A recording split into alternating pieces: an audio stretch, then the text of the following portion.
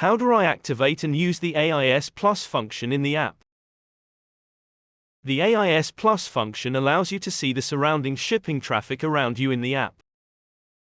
You activate it by pressing the AIS Plus button at the top of the screen. But, to use the function in our app, you must first enter your boat dimensions and the name of your boat in the My Boat section on your profile page. In addition, you need to give permission to share your location with others. That way, you can see the ships around you sailing around you in the app, just as other nautical maps users can see you on the map.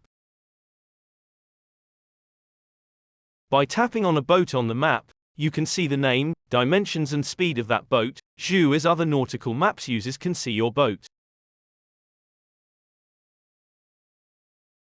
Vessel traffic with its own AIS transponder, such as all vessels over 20 meters, are shown as a light blue boat. Nautical maps users are shown as a green boat.